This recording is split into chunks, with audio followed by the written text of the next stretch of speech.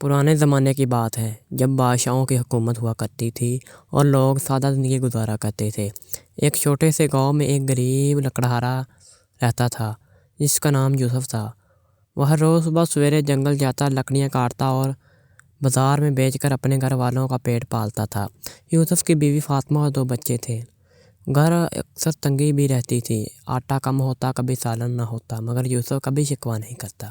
وہ ہمیشہ کہتا، یا اللہ، جو دودھ دیتا ہے اس میں برکت ہوتی ہے۔ فاطمہ صبر کرنے والی عورت تھی۔ ایک دن یوسف حسب معمول کے مطابق جنگل گیا۔ آسمان پر بادل چھائے ہوئے تھے۔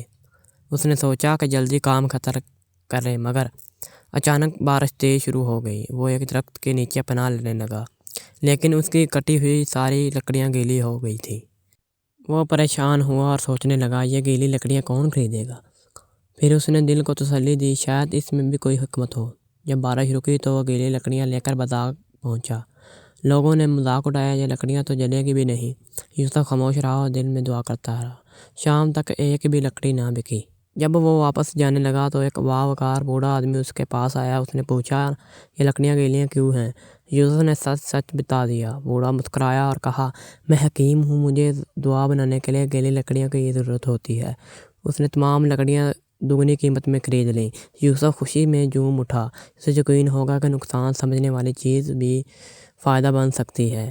اگلے دن جنگل میں ڈاکو آ گئے۔ بھگدڑ مچ گئی۔ اس دوران یوسف نے دیکھا کہ وہی بوڑھا حکیم درخت کے پیچھے چھپا ہوا ہے۔ اس کا سامان لٹ چکا تھا۔ یوسف نے اپنی لکڑیاں وہیں چھوڑ دی اور حکیم کو محفوظ راستے سے شہر لے گیا۔ حکیم نے متاثر ہو کر اسے ایک چھوٹا سا تھیلا دیا اور کہا، یہ بیج ہے، انہیں گھر کے پاس بو دینا، تمہاری قسمت بدل جائے گی۔ یوسف نے گھر کے پیچھے وہ بیج بو دیے۔ اگلے دن ہی ننھے ننھے پودے نکل آئے، پھر اس پر سنہرے رنگ کے پھل لگے۔ جب یوسف نے ایک پھل توڑا تو اس کے اندر چمکتا ہوا ہیرا نکلا۔ وہ حیران رہ گیا۔ شہر کے جواہری نے تصدیق کی کہ وہ قیمتی ہیرے ہیں۔ یوسف کے پاس دولت آ گئی، مگر اس کا دل ویسے کا ویسا ہی رہا۔ کچھ دن بعد گاؤں میں آگ لگ گئی، کئی گھروں کو نقصان پہنچا۔ یوسف نے بغیر سوچے سمجھے اپنی ساری دولت متاثرہ لوگوں میں بانٹ دی۔ اس نے زخمیوں کی مدد کی اور سب کو اپنے گھر میں پناہ دی۔ گاؤں والے حیران رہ گئے۔ اگلے دن یوسف نے دیکھا کہ وہ پودے خشک ہو چکے تھے۔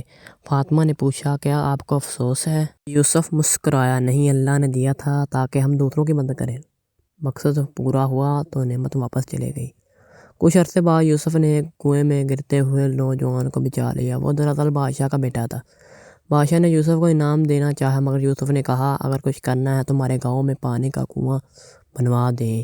بادشاہ نے نہ صرف کنواں بنوایا بلکہ مسجد اور مدرسہ بھی بنوا دیا۔ ایک دن وہی بوڑھا حکیم دوبارہ واپس آیا اور کہا، میں نے تمہیں دولت سے آزمایا، قطرے سے آزمایا، مگر تم ہر بار سچے نکلے۔ یہ کہہ کر وہ غائب ہو گیا۔ اس کے دن کے بعد یوسف کی زندگی میں برکت ہی برکت ہو گئی۔ وہ دوبارہ لکڑیاں کاٹتا تھا، مگر اب پورا گاؤں اس کی عزت کرتا تھا۔